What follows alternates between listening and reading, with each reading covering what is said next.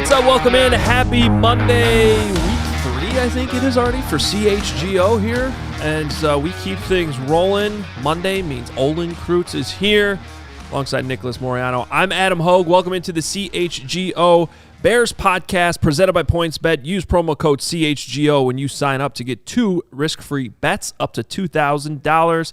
And, of course, we want you guys to be joining as a member at allchgo.com. Find us on Twitter there at CHGO_sports. Appreciate everybody tuning in today.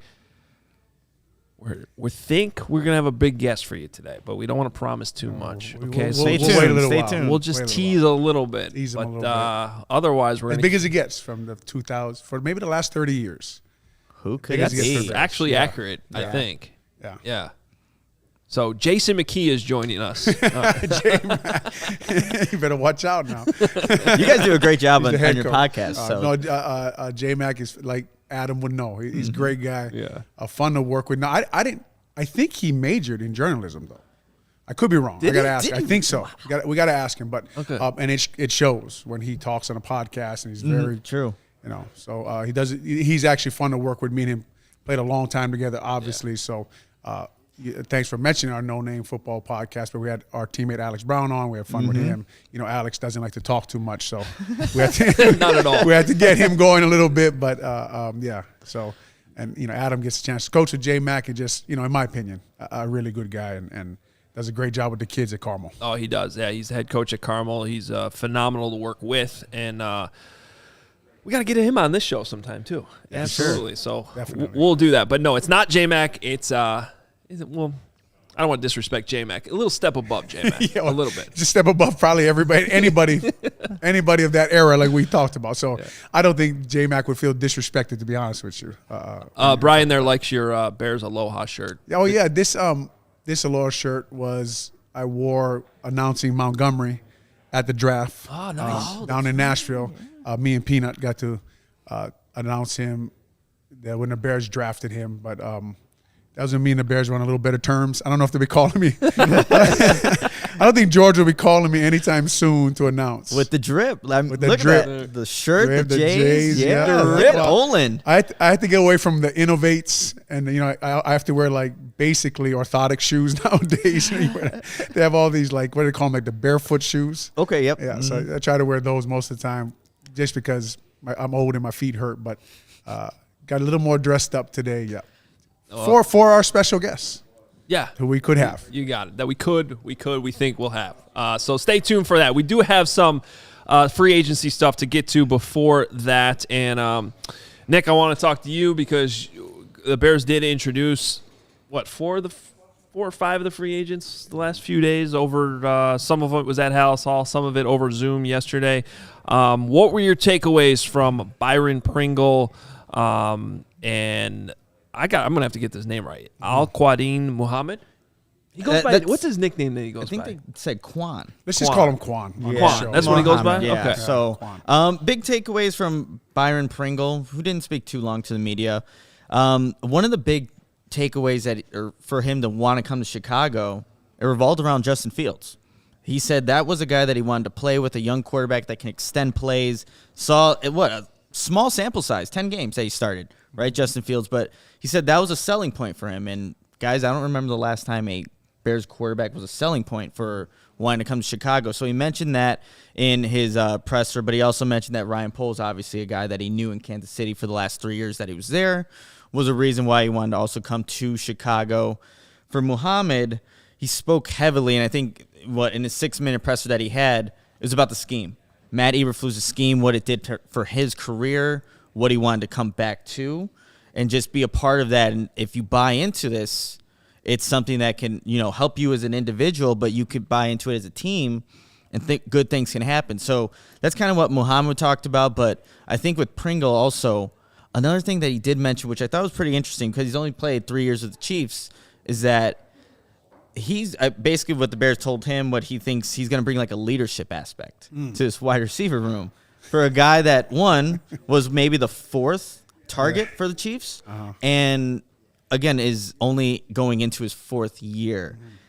And he is, Darnell Mooney's got 2 years under his belt. So he's the most, I guess, veteran wide receiver in that group. So I thought that was interesting that he says he can bring that leadership aspect for a guy that wasn't the number one in Kansas City and is only going into year 4. Yeah, but you can lead, show young guys how to lead, even if you're the starter or not. You can be a pro. I go back to, I competed with Casey Wigman, who actually ended up playing 16 years, very good center. He ended up in Kansas City, playing with Priest Holmes and Willie Rofe and the number one offense in the league at the time. But learned how to be a pro from him. And I watched him study his playbook and watched him the way he worked out, the way he attacked practice, the way he never made a mental mistake. So young guys can learn from a lot of guys, but eventually you have to be good to be a leader in a locker room. Yeah. It's interesting, though, like you say, Nicholas, about Pringle saying that he wanted to come to play for Justin Fields, because we talked about earlier on these podcasts, the ability to recruit eventually free agents, coaching staff-wise, and a lot of guys come to play with your starting quarterback is extremely important as the Bears try to take the next step and become a better football team. And you do like to hear that, that a wide receiver came here because of what he's seen from Justin Fields and the level he saw Justin Fields play at, like you said, mentioned in only 10 games last year. And we can all pull out the play against 49ers we've talked about before, the last drive against the Steelers we talked about before. I'm sure he sees him hit Darnell Mooney on the run, hit Allen Robinson a few times. So you're excited about that. But, Adam, these guys are kind of all the same guys, kind of hard-working guys. But Quan, as we called him, a lot of his sacks are with DeForest Buckner or extra hustle sacks. He is that kind of guy. He'll give you the motor, right? But will he take over a game? Will guys worry about, giving extra help to the tackle when he's lined up on him? Probably not. But when you got Quinn on the other side, you'll benefit from that. Yeah, and that's a good way to put it, Olin, is kind of from a matchup standpoint. I don't know that anybody that they've signed to this point is somebody that's commanding extra attention from the opponent, right? No. And so I like the Byron Pringle signing, but when you line him up out there, are they shading a safety over? Are they trying to bracket him? Probably not. So that's where it's great that they want to come play with Justin. I've heard that before. There's free agents that want to come. But there was free agents that want to come play with Mitch too. Like they know what to say in their introductory press conference. I know may have been Pringle too said that he just wanted to go somewhere where he could win. Yeah, he did mention that as well. I don't know if this is the best place where you're not winning a Super Bowl this next year. So. But they say these things, and I'm sure it's all genuine, and I do sense among players among the league that there is excitement about Justin Fields. That if there is a young quarterback you want to go play with right now, I think he's certainly on that list. But I think there is some validation, like with having a quarterback being like that cornerstone where players do want to come play with. Like you look at Von Miller, where he's at in his career. Maybe could have gone back to the Rams, but he went with Josh Allen. And I'm not putting Justin Fields in that caliber or anything, but going to $120 million, I think. Don't you think? Yeah, guaranteed. Yeah, true. Where you can get the money definitely factors in there. But you look at some of these free agents where they go, like Allen Robinson went to LA, and money also follows it as well. But these players do go where you do have a successful organization where you have, and I'm going to stop right there because we have a caller. Ooh, here we go. Yeah, Lawrence, give me a minute here. Let's see if we can get him in here. But this, the guest we were teasing, calling in. Now we just got to figure out how to patch him in. There he is. There he is. Brian Urlacher joining us here on the CHGO podcast, and we really appreciate it. Brian, you got us? Sorry, I'm early. I was trying to figure it out before. No, we'll take you at any time, bro. Okay, cool. Let's give the man a proper introduction, okay? First of all, they're probably the best team I ever had, and the best football player I ever played with. 2005 NFL Defensive Player of the Year, right? First ballot Hall of Famer here. He has played. He was my teammate for 11 years. Won most of our battles in practice. I'll admit that now in my old age, but no way. Absolute monster, good teammate, led us, the difference maker on our football team. I think, to be honest, studying him last night, his greatest accomplishment. He was a consensus All-American in New Mexico. Like, that's almost impossible, I would imagine. How did you – are you the only consensus All-American ever out of New Mexico? That's a good question. I'm gonna possibly, I'm probably one of maybe two. I'm trying to think of somebody else, but it had to been way back in the day. We didn't get a lot of recognition out there, Olin. But that's what I'm saying. That's what I'm saying. Like, that is a huge accomplishment to earn a consensus All-American out of New Mexico, man. Yeah, I was good, Olin. Hell yeah, I was. No, good. I know that. You know that. Tell me. I know. Kidding. My son doesn't think I'm any good at football. I mean, he's 16 now, and I guess he walked in the kitchen the other day and he told my wife, he goes, "Hey, Dad was really good in college. I just watched one of his highlights." I'm like, "You think, dude?" I was the first one I drafted. I was pretty good. Hey, I get the same thing. Like, my son, who's a center, he won't even listen to a word I say, which is fine. That's up to him. But when he gets beat, I tease him about it. Hey, I see that Kennedy's got an offer from Arizona and New Mexico now. Tell us a little bit about his career and coaching him sometimes. Yeah, Olin, these offers work kind of weird these days. I'm sure you went through it with your boys. I don't understand. They get, these kids get 30 offers, but you can only go to one school. What's it matter if you get all these offers, or if they pull it back, do you still get the, I don't understand how it works. Anyway, my man's 16. He's a sophomore here at Chandler High. Who just moved in, Olin? Dylan Raiola, Dom's son, to be our quarterback, who has offers from 150 schools. Mm-hmm. Top quarterback in the country, I think. He's a Dylan badass. is, yeah. He looks the part, too. Is he going to the same school as Kennedy? Same school. He's going to be our quarterback next year. On. So awesome. Kennedy, hopefully – go ahead. Yeah, hopefully Kennedy will get a chance to play next year. This year he transferred schools and set out half the season, but he looks the part. He's 5'11", 190. We'll see, man. They're so young these days. It's hard to tell what they're going to be or how good they're going to be. But he definitely loves football, which is fun. You screaming in the stands, or you just watching the game? I'm a watcher. Olin, I scream at one guy, and you probably know my son. I'm watching him. I'm like, what the fuck are you doing, dude? I tried to coach him when he was, I want to say 11, and I'm not a good coach when it comes to my son because I'm too mean to him. I don't want him to hate me, so I quit. I retired from coaching after that one season of. Well, first of all, I was the assistant to the assistant coach, so I didn't have a big part, but I was just always like this with my son, so I had to quit. Hey, but Brian, we really appreciate you joining us today. You probably can't see this on your end. If you could just move a little bit to your left, I think it's your left. That center. I look kind of weird. Yeah, I just wasn't sure. I'm not good at this. Perfect. Oh yeah, it's almost better. There we go. We got you centered there. But one of the reasons we wanted to have you on today is because I don't know how closely you've been able to follow it, but a lot of what the Bears have done over the last couple months is going back to, with their hiring of Matt Eberflus, kind of going back to the Lovey days. Scheme-wise, he's talking about the hits principle, a lot of the ways that you guys practiced and played under Lovey Smith. I don't know how much of it you've been able to follow, but just what is your reaction seeing the Bears kind of go back to the future a little bit with some of the stuff that you guys had success with? Well, it's exciting. Eberflus, I think, is a great coach. They had a lot of success there in Indy under him. Darius Leonard's a guy I look at right away when you talk about him and what they're able to do on defense and what Darius was able to do on that defense. But, I think the defense hasn't been an issue for a while there in Chicago. I'm not, I don't know what I honestly thought they would hire an offensive head coach, and I like the hire. Don't get me wrong. I'm not saying it's whatever. I just thought they would hire an offensive guy because they drafted a quarterback again, pretty high, gave up some picks for him, and then they went out and hired a defensive guy. So it's a little confusing to me, but I do like the hire.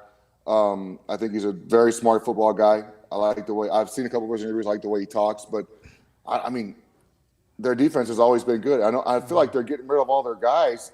they were really good on defense, but that doesn't mean they're not going to be good. It's just they're kind of changing some guys out there in the front end there. Yeah, Brian, real quickly, staying with the scheme and everything that's going on with this current Bears team, how important is that 3-tech to what you or the middle linebacker is capable of doing in this defense? In Lovey's defense, it was huge. Tommy Harris was a stud. Olin can tell you this as well. He was great there, the 3 technique. And when he wasn't healthy, our defense wasn't quite the same either. So when Tommy was in there and healthy, we were really, really good because we could get pressure with 4 guys. So I think anytime you get front 4 pressure without having to blitz, it helps your secondary, helps your linebackers. It keeps people off the middle linebacker. And I know the Bears have a good middle linebacker. He's able to run and get to the football. So it'll definitely help him if they have a good 3 technique to keep people off him. Some guy, people don't know where they want Roquan yet, lacking, and I'm sure we'll get to that. But I was wondering from you, when you played for Greg Blotch early, Ted Washington was in front of you. Keith Traylor was in front of you. It was kind of a two-gap. They kept you clean. One thing that I thought I remembered, and I'd like to hear from you, is the transition from a two-gap to a one-gap scheme where your linemen are getting up the field and now you're taking on blocks a little more. Was that hard for you to adjust to, and what does Roquan have to do with his game and change his game a little bit moving to this defense now? Yeah, with Coach Bosch, I could just run on. Those two guys took up 4 gaps, basically, the A and the B gaps on both sides with Ted and Keith. So I was sideline to sideline, just running to the football. Didn't get hit a whole lot. There were times I took on blocks, obviously. But then when Lovie came in, it was an aggressive defense, downhill attacking defense, which I made more plays in. You would think not getting blocked, you make more plays. That wasn't the case, because when you're downhill, you're in the backfield more, making more tackles for losses, more sacks. And my numbers were really good early with sacks when Coach Bosch was there. And then they kind of, when they left, they kind of tapered out when Lovie got there. But I didn't blitz a lot when Lovie got there. We didn't need to. We had 4 guys who could get to the quarterback. So, but my tackles for loss were a lot better. Roquan's going to be good in any defense he plays in, honestly. I don't think this guy's going to have an issue adjusting. Is it a 4-3, Owen? Is that what Eberflus is bringing in, the 4-3? Same defense. Really? So that's great. I just feel like if you have a good athlete at that position and he knows how to play football, he's probably going to be good in whatever defense he plays in. And I know he's a little undersized when you look at – I'm comparing him to myself. I mean, what is he, 225, 230? Dude flies to the football. So I don't think it's going to be an issue for him to adjust to any defense you put him in. So, Brian, do you think he's better suited at the mic or the will? I mean, you played in this scheme. I have no idea, to tell you the truth. I don't know. Lance was 255 playing will. So what makes a good fit for a will? I think a guy who's instinctive, a guy who knows where to fit. And Lance may not have been the fastest guy, but when the ball was snapped, he was a 4.5. I don't know what he ran at the combine, but when that ball was snapped, Lance didn't think and just flew to the football. I think if you got a guy who's instinctive and knows where to fit and where the ball's going, doesn't matter how fast they are, how big they are, as long as they get to their spot they're supposed to be in. Well, Brian, you just mentioned Lance Briggs. I mean, how important was it to have a guy like that for 10 years there in Lovie's defense to make sure that, one, you guys can collaborate and do the things that you did? Yeah, it's nice to have someone you have fun with and you trust playing next to you. We kind of played off each other a little bit because Lance was a freelancer, but pre-snap, I'll tell you, that dude was always moving around. I was like, bro, you got the A gap or you're out there in the D gap. He's always moving around, stressing me out pre-snap, trying to give the offense a look maybe that they weren't used to seeing. And it would always stress me out pre-snap. But I know once the ball was snapped, Lance was going to be where he's supposed to be. 99% of the time he would be there. So I think there's a big trust factor that went between us. We knew where each other were going to fit. And if I went in the wrong gap, he would cover me up. If he went in the wrong gap, I could cover him up. I think the biggest thing was pass coverage. We played off each other pretty well in our cover 2 drops. You guys, when Lovie came in, like a lot of things people are talking about right now is, will people buy into what Eberflus is selling, the hustle everywhere, the hits principle, we got to run all over the field. He has said, bring your track shoes, we're going to be running, right? So I love it. You are a leader. Mike Brown was a leader then. Mm-hmm. How do you get guys to buy into that system? We've talked about here, you guys just loved football, so basically that's why you guys ran around anyway. But say there was guys who didn't want to do that. How would you lead them to buy into the system? I think, number one, by setting an example of doing it. I think once you start getting on the field, it's hard during all this stuff right now because there's no on-the-field stuff. But I think once you get on the field, set an example, run to the football. And I think as a player, once you see results, once you see results from what you're doing and the success you have by getting the football, anytime there's a loose football, there's a really good chance if you're running to the football, the more guys you have around it, you're going to get the ball. Case in point, our defense for 9 years under Lovie. If there was a loose ball, and obviously we're all trying to punch it out, but we usually got those footballs because we had a lot of guys around the football. And another thing, if you don't run to the football in this scheme, you didn't play. So if you don't want to play, don't run to the football. Not a big deal. They would catch you. It's not a big thing. But, I think it's contagious when you see guys run to the football and the hits. And now the game's different. The hitting is much different. But there are some big collisions that happened when you run to the football. The guys, they get cut back in. You got those D linemen running the ball. Those are nasty collisions, man. And guys think about that when next time they catch the football. So how long did it take you guys to see those results? I assume there was an adjustment period because from what we hear, they're going to be grading the guys the same exact way. If you don't hustle on every single play, you're not going to play. So Yeah, the loafs. That's the term that that I know you know all about. I hate that word. Man, Coach Babbage was such a dick when he graded us. He would grade us. I'd have like 8 loafs. So I'm like, dude, that was not a loaf. He goes, well, you changed speed. I'm go, I didn't change speeds. Anyway, it was every Monday morning we would argue with Bob Babbage about how many loafs we didn't have, but he said we had because it affected our grade. And, you want those grades to be high. I used to get pissed off because my loafs would affect my grade. It used to make me mad. But the buying in, I'm sorry, go back to your question. It's you got to run to the ball. You're supposed to run to the football anyway. I watch some of these games in college and I see the ball thrown, or even the NFL, I see the ball thrown. I see D lineman turn around and watch. If you watch a Lovie Smith defense, you'll see guys, the ball's thrown, they'll turn and sprint. And that's the way I think it should be. It doesn't matter, or the corners or the linebacker, early on when the ball was thrown, we turn around and watch it go over our heads. About 6 months in, we're turning and sprinting to that football. We didn't want to get a loaf in practice or the games. And number one, it's a good example of that. Number two, you don't want to be the only guy not running to the football. So I think it's a team thing that kind of takes over. Everyone doesn't want to be the guy not running to the football. And by the way, to your point of what you said earlier, they're getting rid of some of these players. When I watch Akeem Hicks on tape, he was one of the guys who would turn around and run downfield. Robert Quinn, right? Robert Quinn, but he's still going to be there. But these are guys that would go down, the linemen who would go downfield, make the tackle 20 yards downfield. Yeah, the effort guys are guys I love playing with. You give me a guy that was who runs a 4.8 but is always in his gap and runs to the football, I'll take him over a guy who runs a 4.5 and you may not know about sometimes where he's going to fit, because those guys are reliable. The guys that play hard and end up in their gaps, I'll take those guys all day long.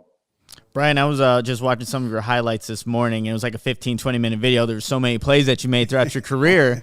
And I like hearing that. Yeah, absolutely. But what made you so special as a player is that you could play the run effectively, but at the same time drop back, just play the pass as well. How'd you find that balance? How long does that take to where you can feel comfortable in your career where, hey, I know this is a run, or I know I need to drop back here, maybe down distance might predicate that, but how long did it take you to get comfortable with that? Well, the pass game always came natural to me because I played safety in college, so that was never a hard thing to pick up for me. We changed our system.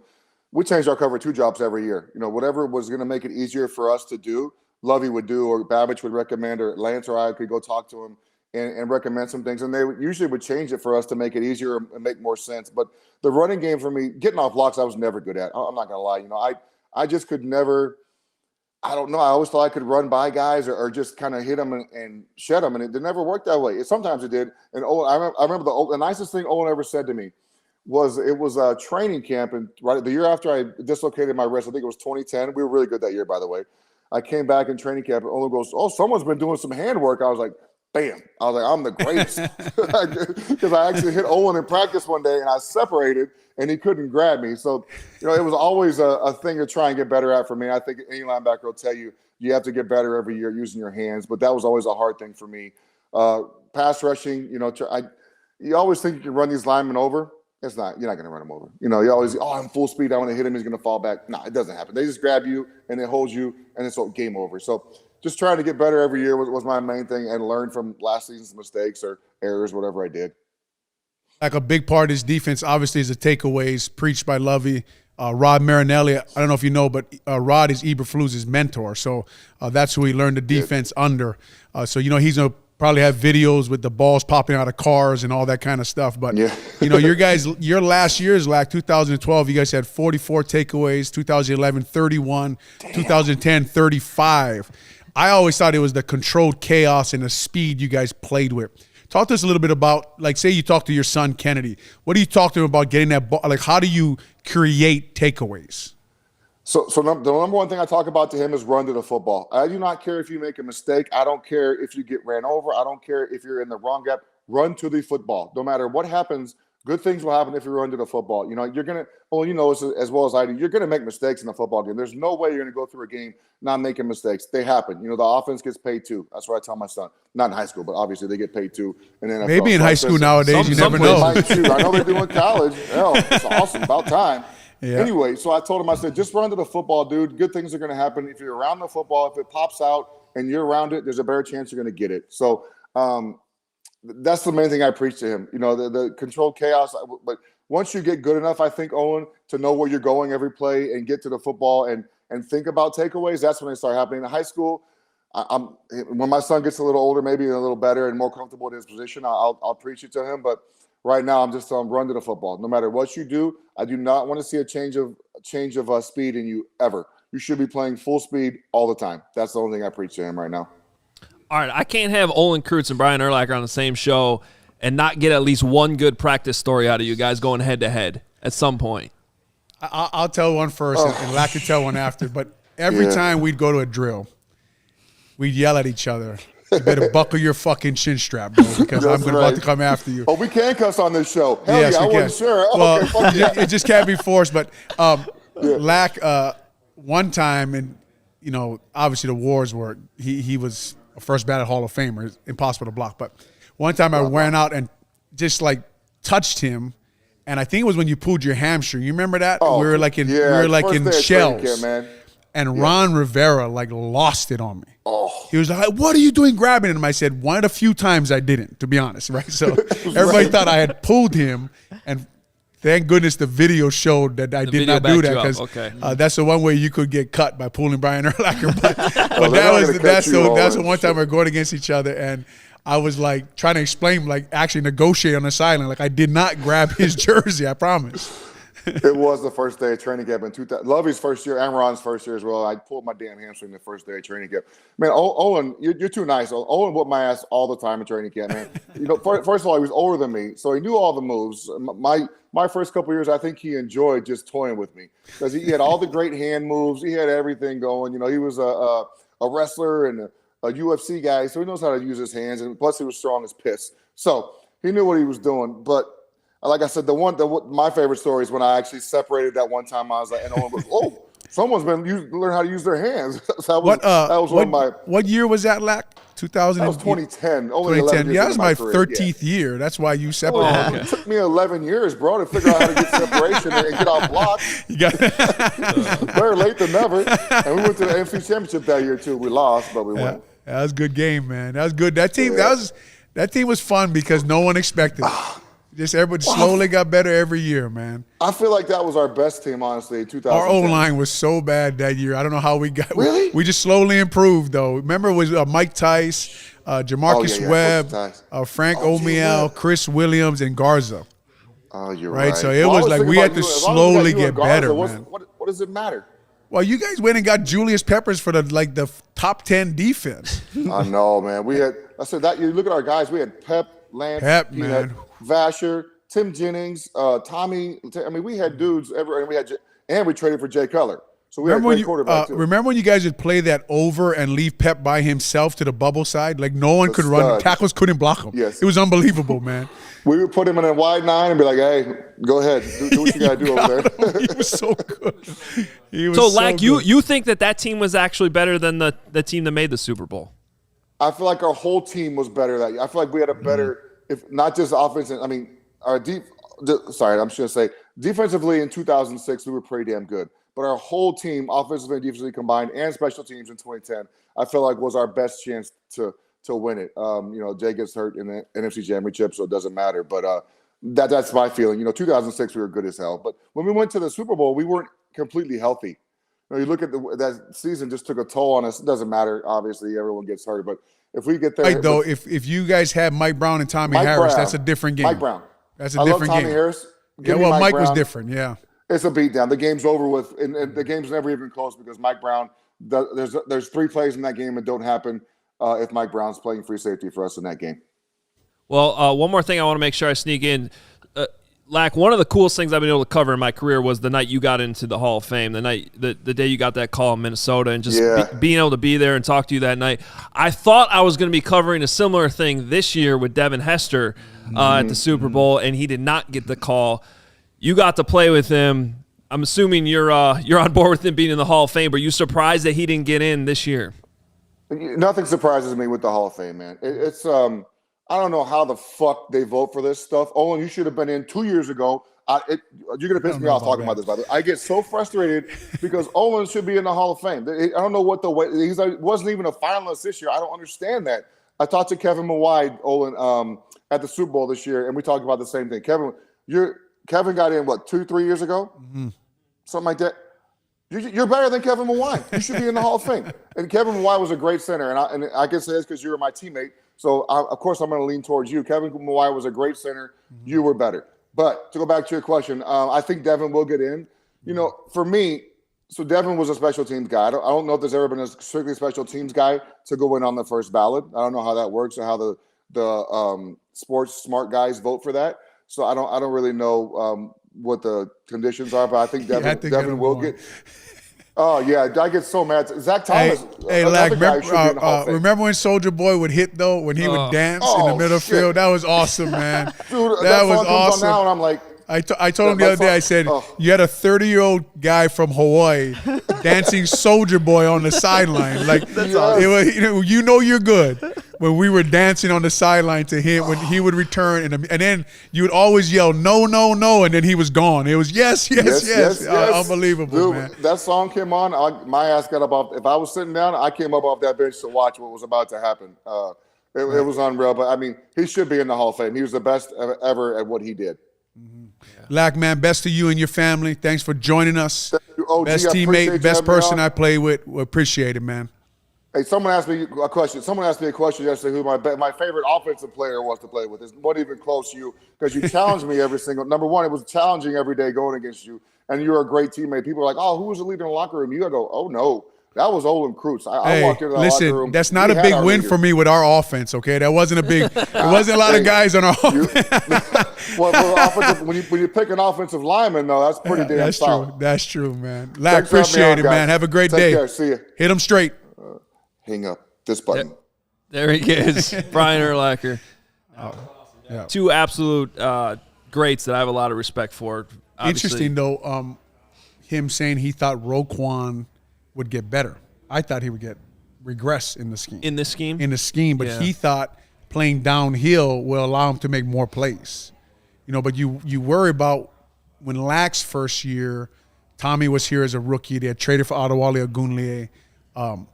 Briggs was already here. I think he was in his second year when Lovey got here. Mike Brown was here. They had Nathan Vasher came along. They had a lot of guys. So many good players. So many good. Alex Brown was already here. So that defense was stacked. But it's interesting. I would suggest, I don't know what you guys think, but I would suggest that Roquan calls Urlacher and talks to him about, basically he told you right there, we talked about how do you get the team to buy in, the defense. He gave you the answer. You just do it, and then guys follow. Yeah, right. So it'd be you all like history always leaves clues, right? That's what we say in the NFL. History, success leaves clues. Urlacher transitioned from a 2-gap Greg Bloch's scheme to this 1-gap downhill scheme. He did it. Give him a call. Talk to him about getting your team to buy in and playing in the system. Yeah, and that goes back to the conversation we seem to always have is. Maybe rely on some of these guys that know what they're talking about, who lived it. And in this situation, that's a great idea, Olin, and I would hope that would happen. Let's keep that conversation going, though, on what Urlacher just had to say about Roquan Smith. But first, if you enjoyed that interview, if you're enjoying our shows here on CHGO, the best way to support CHGO is to download the PointsBet app. Use code CHGO when you sign up. If you do that right now, you'll get 2 risk-free bets up to $2,000. But that's not it, because if you make a $50 or more first-time deposit, you'll receive a free CHGO membership, which unlocks all of our web content. You'll even get a free shirt of your choice from the CHGO locker. So that's $2,000 in free bets, a free CHGO membership, and a free t-shirt from the CHGO locker, all for making a $50 first-time deposit at PointsBet. Just do it. It makes too much sense. So if you have any other questions, you can email pointsbet@allchgo.com. We'll help you out. PointsBet is your home for live in-play betting, and it just got better because they're introducing PointsBet's new feature, the live college basketball same-game parlay. For the first time ever, you can build the perfect live same-game parlay only with PointsBet, and now online sign-up is available in Illinois. Download the PointsBet app right now. Register your account from start to finish, all from your phone. It's really easy to do, and during PointsBet Match Madness, all users can earn up to $100 in free bets During each round, just place a $50 pregame wager and get a free $20 live bet to be used for that round. So what are you waiting for? Once the game starts, don't just bet. Live your bet life with PointsBet. Gambling problem, call 1-800-522-4700. All right, Chicago sports fans, if you aren't a member of our CHGO family, what are you waiting for? Members will have access to our premium content from all of our great writers. You also get a free t-shirt of your choice when you become a member. And you get access to the members-only Discord, the CHGO Lounge. And, of course, we have podcasts like this one, and sometimes we bring on really cool guests like Brian Urlacher.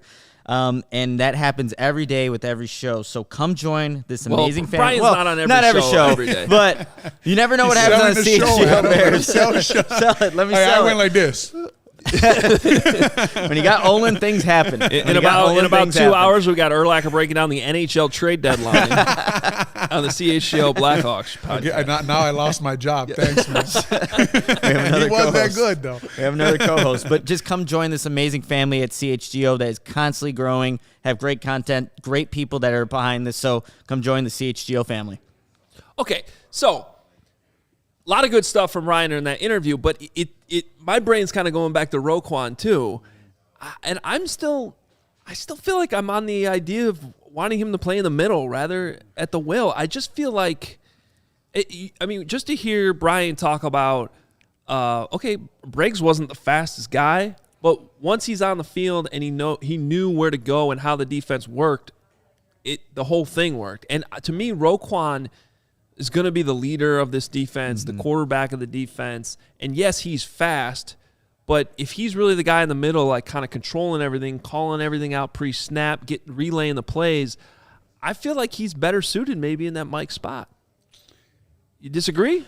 No, and the thing is, too, to kind of add on to this, like Urlacher talked about, he wasn't the best at getting off blocks. Like, he still had to figure that out, and that was he admitted to that.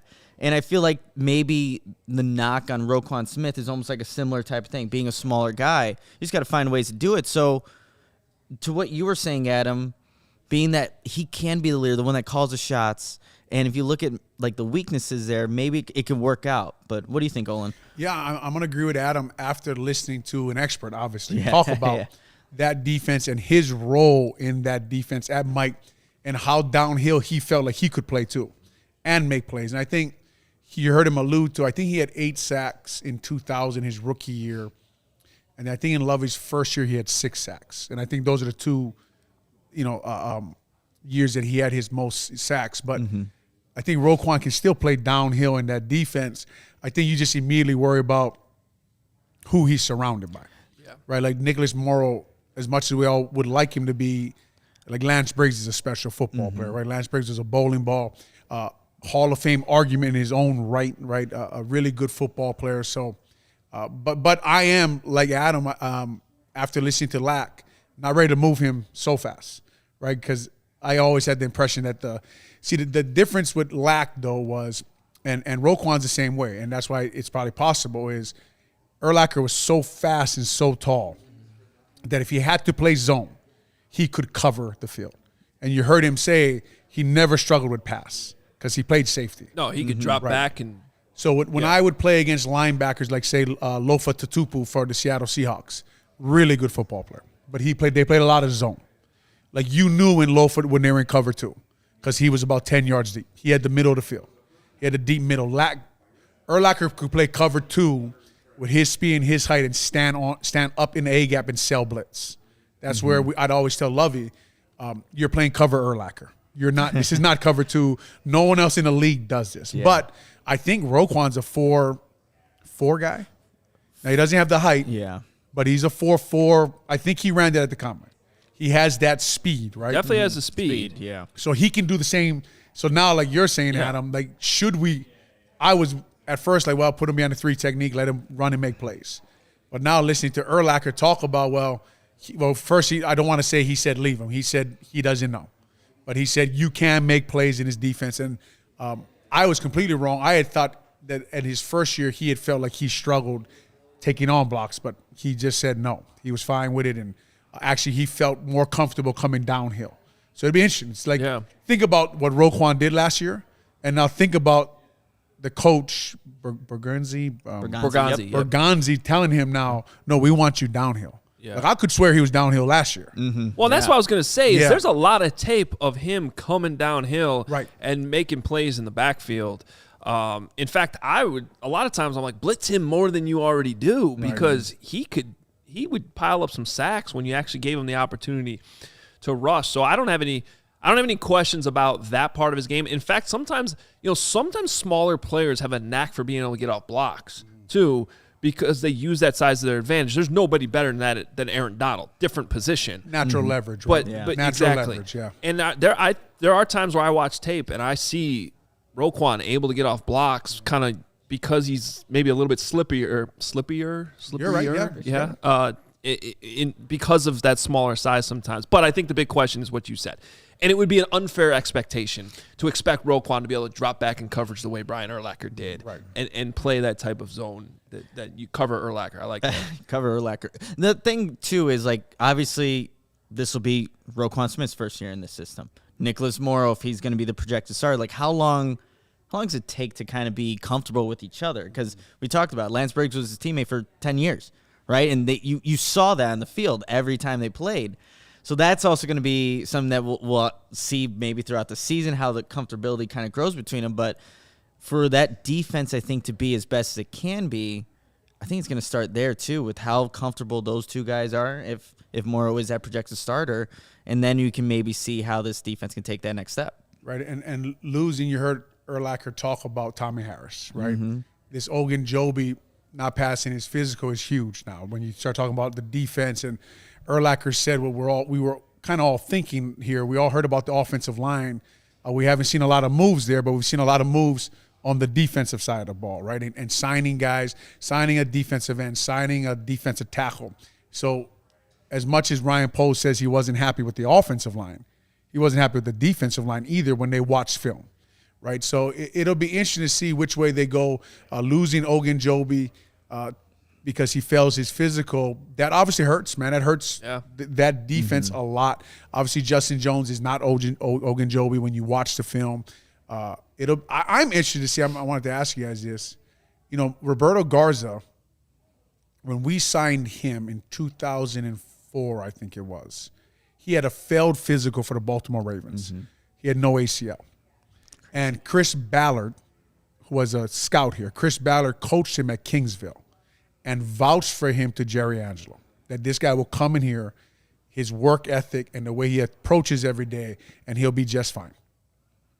And he was. 10 years later. Yep. Right? And this, I don't know about you guys, and I'm sure you guys have, when you study Ogunjobi and you look at, from Charlotte, parents from Nigeria, and all you hear about this tireless work ethic, I wonder if they took that into account when they said, no, we are not signing. Because some guys are just different, right? And so I don't know I don't know what happened on the physical. I don't. We actually don't know. We don't know if it's the foot. We don't know if it's something else. I'm just wondering, gosh, is he still worth we'll sign you to this?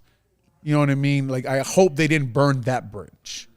There was a small wording in the release they sent out that was like, we're not going to sign him at this time or today or something. Today. And we took note of that last week. We thought it was interesting because what I wonder is, and I would also understand from Ogunjobi's side, my guess is they did say, okay, hey, wait a minute. Look, at this money that we had agreed to, you failed your physical, we're going to have to renegotiate this. And it's possible that whatever that renegotiation was, that his camp said, you know what, we're going to take some time here. We're going to look at our other options too. I just don't know if the door's completely shut. I hope not. Because let's not forget, guys sign later in March. They sign after the draft. Sometimes guys who are injured don't sign until training camp. The Bears signed Alec Ogletree in the middle of training camp. They signed Jason Peters in the middle of training camp last year. So I don't know if it's completely dead, and I agree with you. If that's really what his reputation is, then I would hope that there's some number there that they maybe can agree to, depending on what the actual issue is, which we don't actually know at this point. He's a perfect fit. Yeah. Right? He's a perfect fit for that 3 technique, Eberflus's defense. What you read about him, the way he runs to the ball, the way he works hard, it would just be – I'm sure they're pissed. I'm sure he didn't expect to fail the physical. I just hope, clearer minds prevail and he can see that this still is maybe your best opportunity here in front of Roquan Smith, playing in Chicago on Eberflus's defense with a defensive line coach who was taught by Rob Marinelli to get up the field, do the things you're good at. So I don't know. I just first of all, you feel bad for him. I was there as a free agent. When you get that big contract you worked your whole life for, it is an amazing feeling. I'm sure he had an amazing feeling. And now it was taken away from him. So that's got to really suck for him. Hoping the best for him. I did tear my Liz Frank in the 2010 NFC Championship game. I did knee surgery. It was stable. And it took me about 6 months. Finish the game, by the way. It took me about 6 months. I'll point it out if you're not going to. It took me about 6 months. But it was, part of me was like, man, if we didn't go to the Super Bowl, I couldn't have played in the. If we won that game, I couldn't have played in the Super Bowl. But gosh, I mean, guys come back from Liz Frank, so I wonder what happened. Yeah. I know they talk about anyway. I don't want to get into be a doctor now. I sound like everybody who talks about COVID. I really don't know. So just hope he does well. So before we continue this Bears conversation, I have to tell you about our friends at PointsBet. If you enjoy CHGO, one way to help us to continue to grow is to download the PointsBet app and use code CHGO when you sign up. Not only are you going to get 2 risk-free bets up to $2,000, but if you make a $50 or more first-time deposit, you'll receive a free CHGO membership, which unlocks all of our web content, and you'll even get a free t-shirt of your choice from the CHGO locker. If you have any questions, email pointsbet@allchgo.com, and we'll help you out. And in case you missed it, online sign-up is available in Illinois. You'll be signing up with the fastest sportsbook, easier than ever, so you can start living your bet life in seconds. So what are you waiting for? Once the game starts, don't just bet. Live your bets life with PointsBet. Gambling problem? Call 1-800-522-4700. All right, a lot to cram into the rest of this show after having Brian Urlacher on. And if you're just tuning in right now on YouTube, you missed that. Make sure you check out the podcast. You can find that every day, so you should be hitting that subscribe button here on YouTube. Hit those notifications so you know when we go live, when the schedule might change based on breaking news, things like that. But also make sure you subscribe to the podcast, so if you miss anything, you can go back and find it. And we highly recommend, if you missed that Urlacher interview, to go back and check it out, because that's about as unfiltered as I've ever heard him. Yeah. At least in the interview just a lot setting. of good information according to the team, how it affects. He went through exactly what we talk about, and there's so much into this. How do you get Eberflus's guys to buy into the hits principle? And he went through that, right? Because he would play behind Ted Washington, Keith Traylor, which is about 3,000 pound a man. As he said, I ran sideline to sideline and switched downhill. So and anytime, he's the best Bear in the last 30 years. So anytime you listen to a guy like that talk, and I've said many times, best teammate, best person I've ever been around the locker room, most humble superstar I've ever known. Just a great guy and a lot of good information there. So we are now a full week into free agency, and we wanted to, while the Bears haven't made any enormous splashes, and the one big splash they did make was Ogunjobi, who failed his physical, we still want to talk about our favorite free agent signings, though. We each have one. Olin, we'll start with you. Mine is obvious, right? Lucas Patrick talked about. Everyone has identified that the offensive line needs to get fixed. Ryan Pace identified that. I'm sure Phil Emery identified that when he became general manager. So they get someone in there. Looks like he's going to be their starting center, but just another body on the field, raise the level of everybody's play. Everybody's got to compete for their jobs. They need more guys. They have more picks. They need more bodies, but I'm just happy to see a signing there. It kind of reminds me of Affetti and Williams and these guys who aren't really dominant offensive linemen, but they can come in there and at least produce and play. Affetti did play some good football. I'm sorry, not Williams, Wilkinson. Elijah Wilkinson at tackle. Sorry about that. But and he came in and played some good football, but they just need bodies there to compete and raise the level of that unit. Even though you want to go into this year and maybe you're waiting for next year, you don't want to spend too much money, you still got to make sure your star quarterback develops, right? And Justin Fields needs protection to develop, or else he's just going to get hit. The run game is going to get shut down, and nothing's going to work. So that offensive line needs to improve, and right now we're a little deep in free agency. We don't know what's going to happen with Teron Armstead, but that's why I like the Lucas Patrick signing. So for me, I like the Nicholas Moreau signing, and looks very similar to my name, but a guy that you also need bodies at the linebacker position, right? And being 26 years old, he did miss the whole 2021 season due to an ankle injury, but in 2020, he played under Rod Marinelli, who was the interim defensive coordinator for the Raiders at that time, and he had these career highs in all the statistical categories, but a guy that was a former safety in college at Greenville University, but a guy that can fly around. And we just talked to Brian Urlacher. A key part of his development and just being able to have the success that he did was that counterpart that he had in Lance Briggs. So is Nicholas Moreau going to be that guy for Roquan Smith? Way too early to tell, but it's a guy that I think does have potential, and he does come from a defensive philosophy that knows what it's like to hustle, run to the football. He kind of learned that same stuff from Rod Marinelli. So I think when he comes here, it won't be such a different culture change. It'll be something that he just obviously needs to get used to, but going Nicholas Moreau. All right, for me, I'm going to go to offense and Byron Pringle. And people who heard me talk about the wide receivers a lot last year maybe find this one interesting that I'm going this way, because I was very, very critical that last year the Bears just signed some speed guys and not necessarily guys that could actually run routes and get open. And that's why I wasn't surprised that Marquise Goodwin didn't really give you a whole lot throughout the whole season. Jameer Byrd, he had that nice catch and run against the Packers, but for the most part, you know, they were just speed guys that didn't necessarily run routes and get open and really help the quarterback enough. When I watch Byron Pringle, I see a little bit more shiftiness and change of direction, a guy who maybe was overshadowed a little bit in a much better offense with much better talent on that depth chart than what the Bears have. And so I can see why they're taking a chance on a guy who went undrafted, only has 50 catches in his entire career after 4 years, I think, 4 years with the Chiefs. So it's a one-year contract. It's a bit of a flyer, but I think there's a little bit more upside, and I'm trusting Ryan Poles' knowledge on this kid a little bit more, and I think he's going to maybe exceed expectations a little bit in this offense. These Bears signings, you ever seen that Spider-Man gif where the two Spider-Mans are pointing at each other? That's what they all remind me of, you know. They're undrafted guys. You're hoping they take that next step, right? So really, when you're putting a team together and you're trying to rebuild like the Bears, you're trying to beat the best team in your division, right? Like that's what you're always trying to do, and that's the Green Bay Packers, right? So you got to compete with Aaron Rodgers.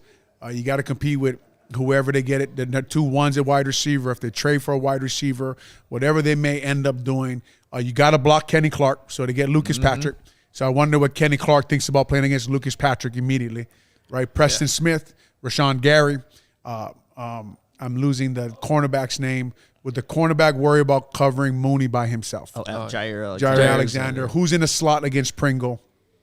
Does Cole Kmet develop? So we're almost to a point now, right? If we're going to beat the Green Bay Packers with the route the Bears are going, and I don't mind this route, to be honest with you. I'd like to see them sign Teron Armstead because we need to protect our quarterback. You have to develop. Your young guys have to take a step, right? Tevin Jenkins, Borum, Cole Kmet, Mooney, who's the Daz Newsome, right? So we're at the point now where besides the draft, and they got to hit on the draft with the free agents coming in.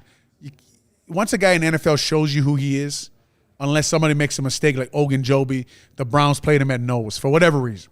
They just insisted on playing him at nose, and he kept saying, "I'm a 3 technique," and for whatever reason, people in Cleveland didn't listen to him. Who knows? That's what happened with Akeem Hicks. Right. So until he got put in the right spot, then his career took off. Right, and he you know, Akeem Hicks, right? You just follow him or say, okay, he went and learned from Bill Belichick about being a pro. Then he came here, he had what a lot of people consider the best defensive coordinator in the NFL, and Vic Fangio, and a guy people rave about, Jay Rodgers, coaching him how to play defensive line. Okay, so now where we are with the Bears is we're back to, okay, they hired Salazar as their director of performance. They hired Jimmy Arthur as their strength coach. These guys become important in the offseason because these young guys, you would say Cole Kmet, like we talked about with offensive linemen, everybody says the quarterback, how could he look good in that system? Well, you could say that for every position, right? Like it's amazing how people will separate the O-line from the scheme, right? Like when there's no margin for error. There's no margin of error for anybody. So these guys have to develop. The coaching staff gets involved now, the nutritionist, the strength coach, because now, as we see, most of the top free agents are off the market. So and it looks like Armstead is down in Miami, and that's not going to happen. So we'll see what happens, Adam. But I'm interested to see the direction this team actually moves in, because, like I said, you can save your money for next year. But, Adam, you've said many times, Fields taking a step is important this year. It's the most important thing. That's my big concern right now, is I can live with this approach. Yes. They're being meticulous in free agency. I understand it. They're setting themselves up to have a lot more flexibility and cap space in the next 2 seasons. I'm all for that. Makes a lot of sense. New GM, new coaching staff. They have security. They can afford. But you better still develop the quarterback this year. And that's my only concern is I'm still looking at this offensive depth chart, and I'm going, have they done that? Man, and let's take this to Armstead here for a second. And I know we have at least one super chat to get to before we got here. But with Armstead, which we were going to talk about earlier in the show until Urlacher came on a little bit early, which is fine, but he's in Miami today, Armstead, according to multiple reports. Dolphins really want him. I think he was sitting there waiting to see what happened with Watson. Watson moves on to Cleveland. So it sounds like the Bears have flirted with Armstead a little bit here, but it doesn't seem like they're all in like maybe some of these other teams like the Dolphins are, and I'm not sure he's going to leave Miami today. Well, look, and that's a young quarterback there too. And look, they're trying to get some stability for him. And yes, maybe the Bears have flirted, but you would like to see them have I'll just say it. That's the move you make to help your quarterback. We saw the kid take a beating last year as a rookie, wasn't put in the best position to succeed. I think the coaching will be better. He still needs protection in front of him. You just got extra money from the Ogunjobi thing falling through, extra cap space. Just go make a splash with your left tackle. Just do it. Yeah.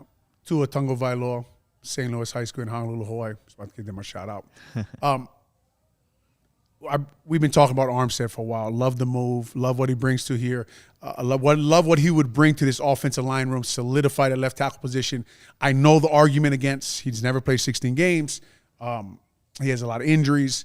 Look, if you can get that guy for 12 games, I will take him, especially with what you got right now, right? Like, I cannot go into this season again with a question at left tackle. Now, look, Jason Peters is still out there. Dwayne Brown is still out there. Fisher is still out there, although I'm not big on him. That's why the Colts didn't resign him.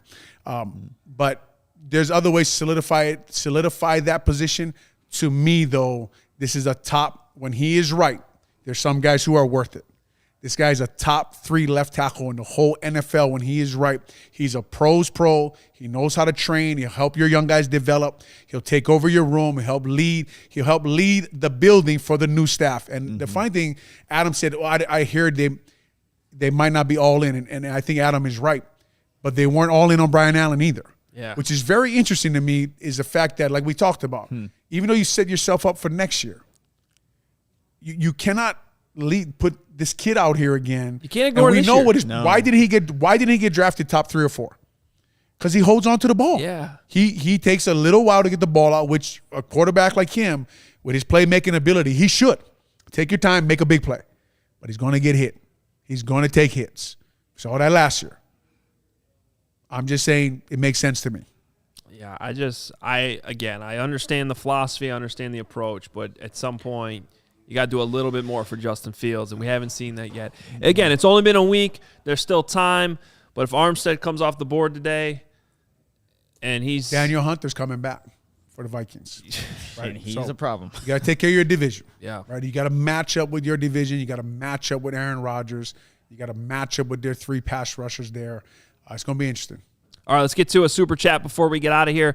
Don't you think the offense will improve just with the removal of Nagy and the stability? I do think that this is actually something that hasn't been talked about enough. There's some validity to that. You know, how many? At least the last couple of years, right? Every post, Olin, you do the post game shows. You know what you've been talking about and the scheme and all this. So yes, there is a part that things should just be better based on the coaching being different. You still need dudes to play the game at some point. That's what it comes down to. Yeah. Listen, like Coach Nagy's first year, there will be an advantage. No one's seen Getsy on film calling plays. The NFL is all about when you are actually capable to play in the NFL or coach. When you Getsy's a good coach, he's the offense coordinator. You're good. It's when everybody knows what you want to be and they take it away from you, can you adjust? Right? So there will be that immediate improvement because no one knows what you are immediately. But once the league adjusts and all that kind of stuff, it's not X's and O's. All about adjustments. Yep.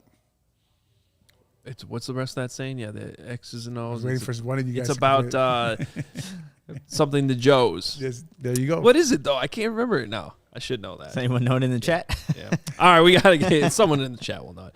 We got to get out of here. Awesome show. Olin, thanks for the assist on getting 54 on the show. We all got him on. I wanted to talk to you guys. It was a fun conversation. Again, if you missed it, I'm telling you, go back. He got so excited when he found out he could swear. He did. Oh, man. Well, see, now, the one thing, Lack is one of the funnest guys I know, man. He's just all about having fun. I don't know if you guys see on his social media, he has this little snake he throws on people while he plays golf. It's like his prank, right? It's like, it looks like a real snake, and he films them freaking out. But in a nutshell, that's Brian Urlacher. Yep. Always trying to have fun. He would set up dodgeball games. He always had people at his house. We were always hanging out with him. Always treated everybody good. But, yeah, it was great having him on. Jimmy's and Joe's. Thank you Jimmy's to and like the Joe's. 17 commenters who immediately came up with that. All right, we're out of here, guys. Make sure you check out allchgo.com. If you like what we're doing, please go sign up for a membership. We appreciate it. Find the podcast. Hit that subscribe button here on YouTube. For Olin Kreutz, Nicholas Moreano, I'm Adam Hoge. We are back tomorrow, 11 a.m. right here.